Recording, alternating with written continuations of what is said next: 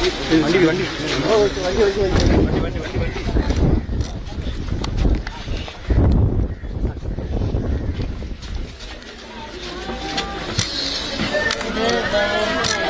இருக்காரு அப்பா இங்க அப்பா இங்க அப்பா இங்க நாங்க எங்க மேல நிக்கிறோம் மேல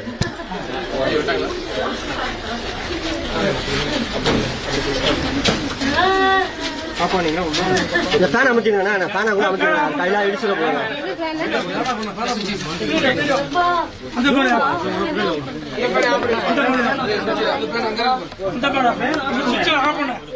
நான் இங்க வச்சிருக்கேன்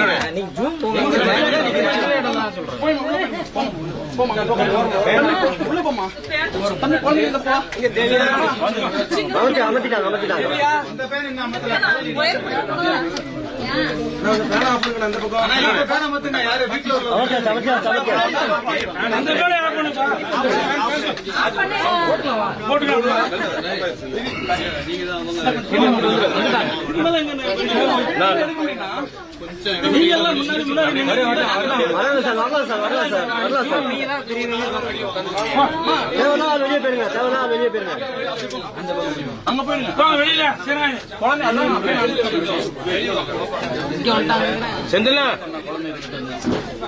செந்திலா வரலாம் வரலாம் வரலாம் எல்லாத்தையும் வெளியே வருது கொஞ்சம் இதுக்கு மட்டும்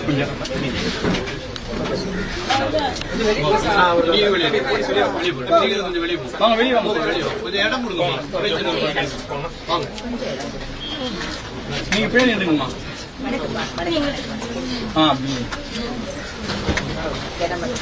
போங்க சைட்ல போயிருங்கம்மா தம்பி அப்படியே வெளியே போய் தம்பி வெளியே போய் உள்ள வரக்கூடாது ஆமா அப்படியே இல்லைங்க ஆமா வந்தாச்சு அப்புறம் உள்ள விடாதீங்க கீழே உட்காந்துருங்க கீழே உட்காந்துருங்க அவரு வேண்டாம்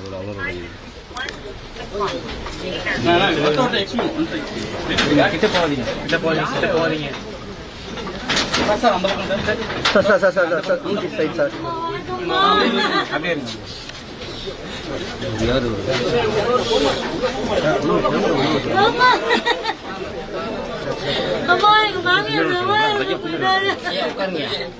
ஐயா பார்த்து ஐயா பார்த்து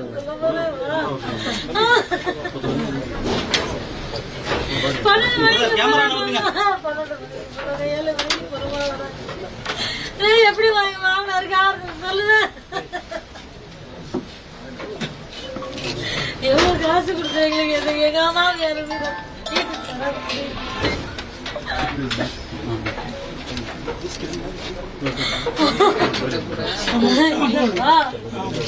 எங்க மாமனாரு வேணாம் தாமா சொன்னாரு அவங்க மந்தையில வேணும்னு கூட்டிட்டு வந்துட்டாரு பக்கத்து வீட்டுக்காரங்க வந்து திருப்பி கூட்டிட்டு போனாங்கம்மா சரி பக்கத்து வீட்டுக்காரங்க போயிட்டு வரச்சுன்னு எதார்த்தமா விட்டுறாங்கம்மா இல்லைன்னா எங்க மாமியார் பொண்ணுமே தெரியாதம்மா ஐயோ எங்களுக்கு எங்க பிள்ளைங்களாம் கதறுதுங்களே அப்பா இல்லைன்னு ஐயோ என்ன தாய் மாதிரி பாத்துக்கிட்டாங்க அம்மா எனக்கு அம்மா அம்மாவுங்க நாங்களாம் எங்க வீட்டுக்காரர் என் குழந்தைங்கள பிரிஞ்சு நக்கா இருந்துக்குவோமா எங்க மாமனார் யாருமா இருக்கா யாரும் இருக்க முடியும் நீங்க சொல்லுங்களேன் அவரோட மென்டாலிட்டி எல்லாம் வேற மாதிரி என் மனைவி போயிட்டா எவ்வளவு காசு கொடுத்தாலும் அழுகிறாரு அவர் அழுது நாங்க பார்த்ததே இல்லையே ஐயோ ஐயோ எங்க ராணி மாதிரி இருந்தாங்க அழகிமா எங்க மாமியாரு எங்க மாமியார் போயிட்டாங்கம்மா 60 வயசு மாதிரி இருக்க மாட்டாங்கம்மா துளசி போட்டு அழகா ராணி மாதிரி வச்சிருக்காங்கம்மா இப்ப இல்லம்மா அவங்க ஐயோ குடிசையா இருந்தாலும் கோபுரமா இருந்தாங்க இப்ப இல்லையே என்ன நடந்துச்சுன்னு எங்களுக்கு தெரியலையம்மா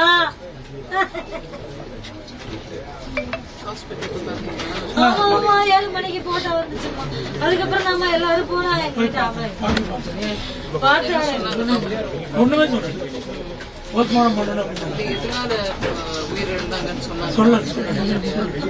ஒண்ணு கூட சொல்ல அவங்கள பத்தி சொல்ல பிள்ளைங்களை பத்தி யாரும் எதுவுமே சொல்ல 3 பேர் நம்ம வீட்டுல ஒரு அம்மா மட்டும் அங்கிட்ட அந்த பக்கம் ஒரு சின்ன குழந்தை அந்த கிழக்கால தெருவில் ஒரு 2 பேர் பொண்ணு மகனை 9th படிக்கிறது. 5வது படிக்கிற ஒரு பையங்கம்மா. ஐயோ தாங்க முடியலங்கம்மா. போஸ்ட்மார்ட்டம் ஆன பிறகு கூட ஒண்ணு சொல்லு ஸ்டேட்மெண்ட் கொடுத்து கொண்டு மின்மயத்தில் கொடுத்துருக்காங்க. வாங்கிட்டு போய் மின்மயத்தில் கொடுத்தா அடக்கம் பண்ணிட்டு அனுப்பிவிட்டேன். வேற எதுவுமே இந்த தகவலை சொல்லலாம் மேடம். ஐடென்டிஃபிகேஷன் பண்ணோம் அவ்வளவுதான். எப்படி அவங்க எப்படி இறந்தாங்க அதெல்லாம் சொல்ல ரீசனே போஸ்ட்மார்ட்டம் பண்ணாங்களா ரிப்போர்ட் சொல்லுங்க. அந்த போஸ்ட்மார்ட்டம் பேப்பர்லயே உங்களுக்கு எதுவும் கேமரா ஃப்ரீயா ஃப்ரீயா அட்மிஷன் இருக்கிறதுக்கு மட்டும் அவங்க செலக்ட் பண்ணிட்டாங்க. வேற எந்த விவரமும் இப்படிதான் செத்தாங்கன்னு போஸ்ட்மார்ட்டம் பண்ண ரிப்போர்ட் வரணுங்களா சொல்லவே கொடுக்கணும். எனக்கு நேற்று ராத்திரி மோடி ஐயா போன் பண்ணாரு, பிரதமர் ஐயா போன் பண்ணி இந்த மாதிரி ஆயிடுச்சு, நானே போகணும்னு நினைச்சிட்டு இருக்கேன், என்னால போக முடியாம இருக்குது, நீங்களும் நம்ம டாக்டர் முருகனும் வைக்கிறாரு, 2 பேரையும் கொஞ்சம் போங்க, போய் ஒவ்வொருத்தரையும் சந்திச்சு என் தரப்புல வருத்தத்தை தெரிவிச்சு பேச முடியாத நிலைமை ஒவ்வொருத்தரையும் போய் பார்த்து ஆறுதல் சொல்லணும். அதோட இல்லாம நான் வரத்துக்கு விரும்புறேன், ஆனா வர முடியாம இருக்கேன். அதை தவிர நம்ம கிளம்புறதுக்கு முன்னாடி 2-3 நாளைக்கு முன்னாடி prime ministers national relief fund ஒரு ஃபண்ட் இருக்கு. அந்த ஃபண்டில் எனக்கு இறந்தவங்க குடும்பத்துக்கு 2 லட்சம் நினைக்கிறேன். அந்த மாதிரி காயப்பட்டு ஹாஸ்பிட்டல் இருக்கிறவங்களுக்கு 50,000 அவங்க அக்கௌண்ட்ல போட்டிருக்கேன். நீங்க அதுக்கு ஆர்டர் கொடுத்துட்டோம், நீங்க அதையும் சொல்லுங்க, அவங்க கை செலவுக்காக கொஞ்சம் பணம் சொல்லி எனக்கு நேற்று ராத்திரி ஃபோன் செய்யவே உடனே ஐயா போபால்ல இருந்தாங்க மத்திய பிரதேஷ்ல, அவரையும் கொஞ்சம் தயவு பண்ணி வாங்க, பிரதமர் ஐயா சொல்லிருக்காரு நம்ம 2 பேரையும் போக சொல்லி அப்படின்னு கூப்பிட்டு அவர் ராத்திரியா டெல்லிக்கு வந்துட்டு 2 பேரும் காலையில கிளம்பி வந்துருக்கோங்க. எங்களுக்கு வருத்தத்தை எப்படி தெரிவிக்கிறதுன்னு தெரியல. இப்பேற்பட்ட இழப்பு ஒவ்வொரு குடும்பத்திலையும் நடந்தது. நல்ல அண்டர்ஸ்டாண்டிங்கா பேசுவாங்க, எந்த ஒரு நோயும் கிடையாது, எல்லாத்துலயும் சேஃப்டியா இருக்கக்கூடிய பர்சன். எப்படி உள்ள போய் இவ்வளவு மாட்டி இவ்வளவு நடந்துச்சுன்னு ஒண்ணுமே புரியல. இது வரைக்கும் எதுவுமே எந்தையும் என்கொயரி வேலை எதுவும் கேட்க முடியல, எதுவுமே யாருமே ஆன்சர் பண்றதுக்கு யாரும் ஆர்டர் சொல்ல எல்லாம் வராங்க. பட் அவங்க மறுபடியும் எப்படி ரிட்டர்ன் பண்ண முடியாது, எப்படி ஆனிச்சுன்னு தெரியல, மறுபடியும் இனிமே ஆகாதுக்கு. ஆமா அவங்க பொண்ணை கல்யாணம் போட்ட மேல கடைசி இதுவா அவர்தான் ரிட்டையர்டுங்க சென்ட்ரல் ஜெயில் SSI.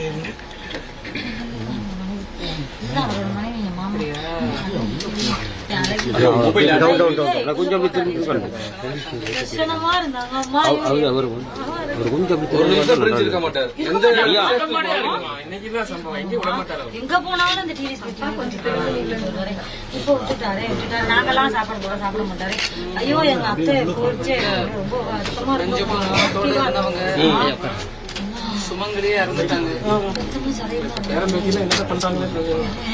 அவங்க நம்பிதான் ஸ்கூலுக்கு போயிட்டு எங்களால முடியலம்மா, அந்த இழப்பை தாங்க முடியலம்மா.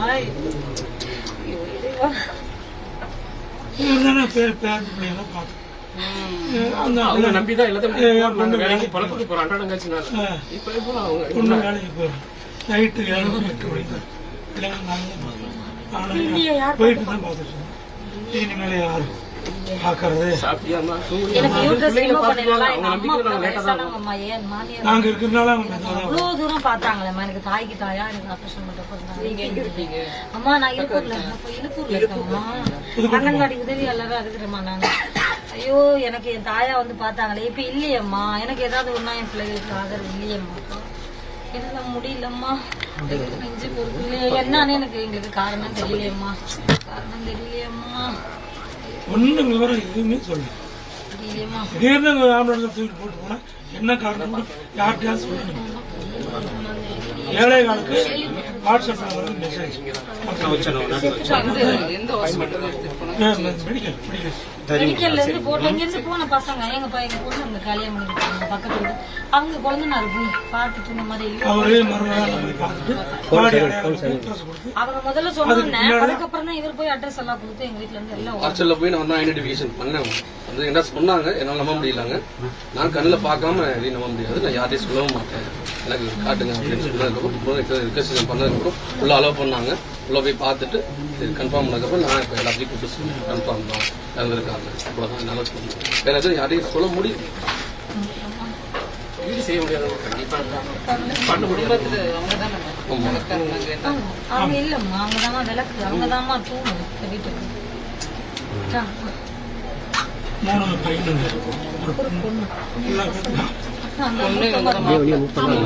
சரியா இருக்கும்.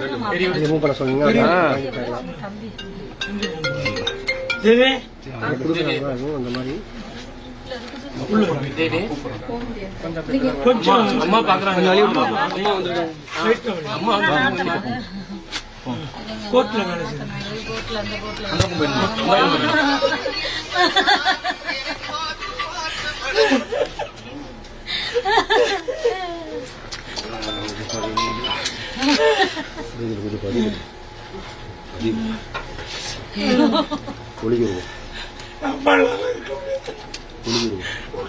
ஐயோ தேவி தேவி தேவி தேவி தேவி ஐயோ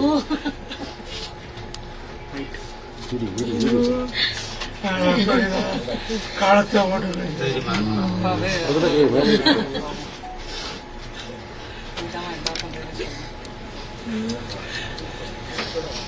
ரீசெண்டா அவங்களுக்கு சின்ன ஆக்சிடென்ட் ஆச்சு. உயிர் கருக்குறவங்க எல்லாம் சோதனையே 3 மாசம் லீவ் போட்டு வைத்தியம் அப்புறம்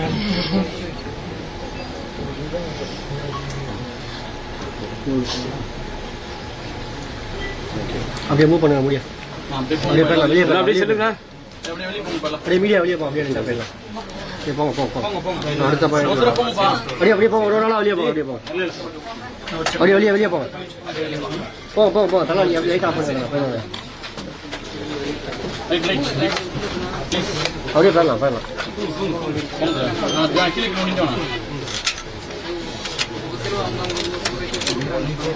போங்க போங்க. அப்படியே போங்க. அப்படியே போங்க. எடுத்துக்கலாம்.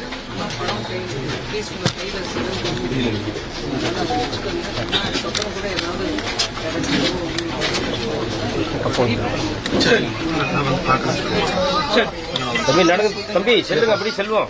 அப்படி வெளியே போங்க. ஹேண்டிகேம் அப்படியே போங்க. Thank you sir. தேங்க்யூ. அப்படியே வெளியே போங்க. வெளியே போங்க.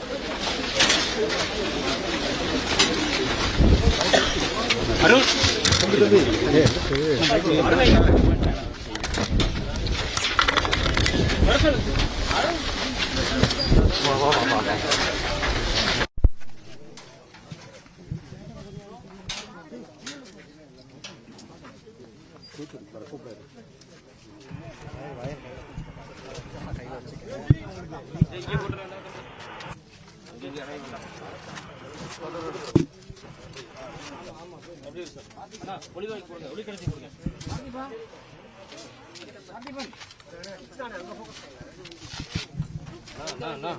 ஏன்னா அது வேணும் கை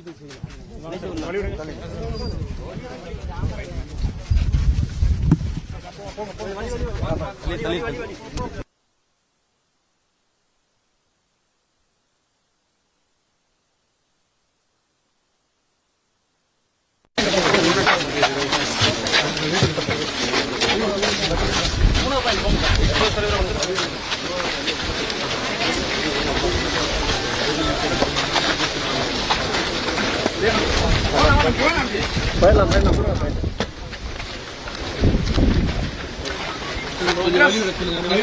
அடுத்து என்ன எப்படியா